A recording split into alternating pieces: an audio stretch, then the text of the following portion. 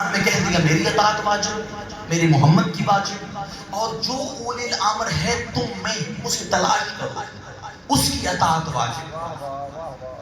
اولی الامر کا ترجمہ ہے کیا اصل میں؟ بندوں نے کہا بادشاہ ہے، حاکم وقت ہے، حکمران وقت ہے، جو اقتدار پر ہے وہ اولی الامر ہے؟ نہیں، اولی الامر کسے کہتے ہیں؟ یہی پہ سلام کرو۔ اولی الامر جو ہوتا ہے نا، اس کا ترجمہ یہ ہے جو امر کا مالک ہو، اولی الامر جو امر کا بادشاہ ہو، جس پر امر کی حکومت ہو، جس کی مٹھی میں امر بند ہو۔ اب ہم نے دیکھنا یہ امر کیا ہے کہ امر جس کی مٹھی میں بند ہو وہ اولی الامر ہوگا۔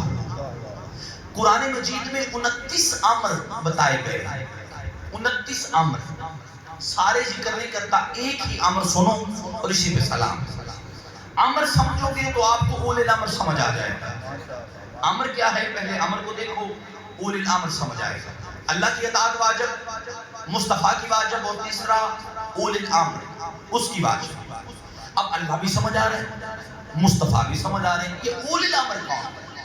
اولی الامر وہ ہے جس کی مٹھی میں امر بند ہے۔ اب امر کیا ہے؟ 29 امر اللہ نے قرآن میں ذکر کیے ہیں۔ ایک امر میں آپ کو بتاتا ہوں۔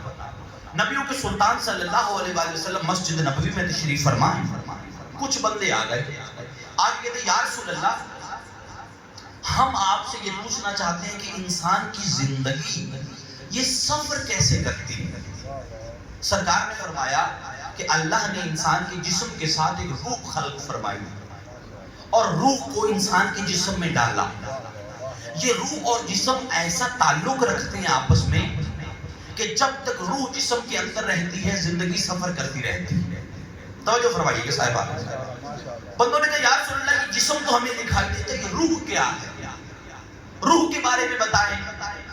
تو سورہ بنی اسرائیل کی آیت نمبر 85 بولے، بسم اللہ الرحمن الرحیم، یسألونک عن الروح، اے میرا محمد یہ جو لوگ تجھ سے روح کے بارے میں پوچھتے ہیں نا کہ روح کیا ہے، تو انہیں کہہ دے کل روح من امر ربی، یہ جو روح ہے نا یہ اللہ کا امر ہے۔ ہم نے اولی الامر تک جانا ہے بڑی جلدی سے، امر کو سمجھو گی تو تمہیں اولی الامر دکھائی دے گا۔ روح کیا ہے؟ فرمایا میرا محمد نے بتا کل روح من امر ربی، روح میں اللہ کا امر ہے۔ اب اولی الامر وہ ہوگا جو جب چاہے روح ڈال بھی دے، روح نکال بھی دے، جس کا اس بات پر اختیار ہو۔ چلو میں تاریخ میں چلا جاتا ہوں، دکھا دیتا ہوں کس نے روح ڈالی بھی ہے، روح نکالی بھی ہے۔ بندے آ گئے چند، ایک اپنے دوست کے چہرے پر کپڑا ڈال کر چار پائی پہ لٹا کے آ گئے علی کے سامنے، یا علی ہمارا دوست مر گیا ہے، اس کا جنازہ تو پڑھا دیں۔ آپ کے بچوں کو واقعہ یاد ہے، لیکن میں نے آپ کو اولی الامر دکھانا ہے کہ اولی الامر کون ہوتا ہے، روح ہے امر، اولی الامر کون ہوتا ہے۔ بندے آ گئے، یا علی جنازہ پڑھا دیں۔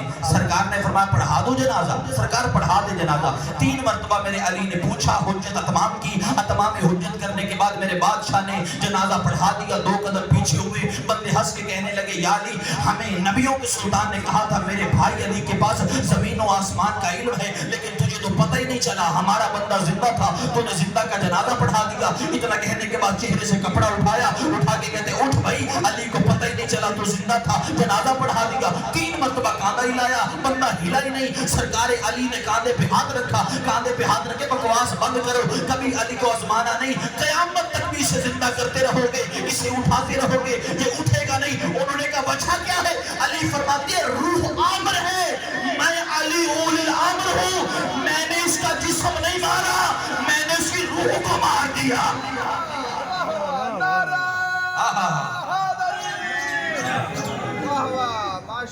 روح آمر